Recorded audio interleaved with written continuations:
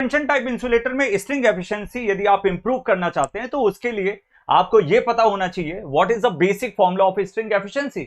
यहां पे आप देख सकते हैं टोटल वोल्टेज, मतलब इसके अक्रॉस का जो टोटल वोल्टेज है वो आपको यहां पे रखना है न्यूमरेटर में, and then you have to divide by number of the disc. जैसे इस एग्जांपल में मैंने 3 डिस्क रखी है तो यहां पे 3 पुट करना है। Voltage near to the conductor, मतलब ये ट्रांसमिशन लाइन कंडक्टर है और इसके पास वाला वोल्टेज जो है दैट इज V3, वो यहां पे पुट करना है और आप कैलकुलेट करोगे, you will get the string efficiency. But एक चीज आप नोटिस करोगे, ये जितने भी वोल्टेजेस हैं वो सेम नहीं है और यही एक मेन कारण है। इसके कारण ये जो स्ट्रिंग एफिशिएंसी है वो 100% से कम होती है, मतलब 1 से कम होती है। V3 is greater than V2 is greater than V1, ये रिलेशन आता है। और ये रिलेशन आता क्यों है वो समझिए। यदि मैं हर इंसुलेटर को एक म्यूचुअल कैपेसिटेंस में कन्वर्ट करता हूं, CM नाम देता हूं, तो एक चीज ये भी नोटिस करिए बच्चों कि इसका ये जो पिन है और यहां पे ये ग्राउंडेड पोटेंशियल है, तो हवा के माध्यम से, क्योंकि air as a dielectric work करती है, तो यहां पे एक शंट कैपेसिटेंस का फॉर्मेशन हो जाएगा।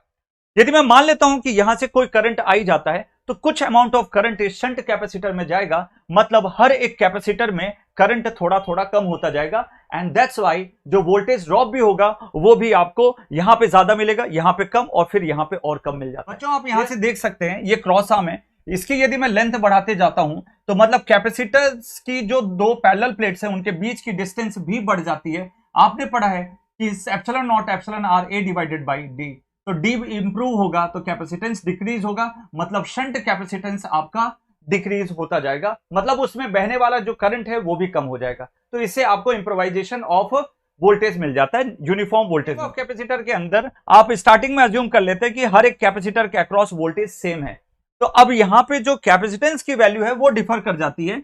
तो कंडक्टर के पास वाला जो कैपेसिटर है CM3 which is more as compare to the CM2 is more as compare to the CM1, और इससे आप इक्वल वोल्टेज की कंडीशन मेंटेन करते हो। गार्ड रिंग मेथड के अंदर एक एल्यूमिनियम या फिर गैल्वेनाइज स्टील की एक रिंग ली जाती है, वो इस तरीके से अटैच हो गई, और जो अननेसेसरली तरीके से I1 और I2 यहां पे लीक हो रहा था उसको हम गार्ड टू मेटल कैपेसिटर के माध्यम से एक IG1 और IG2 यहां पे इंसर्ट कर देते हैं। तो ओवरऑल यदि आप देखोगे जितना करंट लीक हो रहा था उतना आपने अलग से इंजेक्ट कर दिया, और ओवरऑल जो टोटल यहां पे करंट जो जा रहा था वो इक्वल हो गया।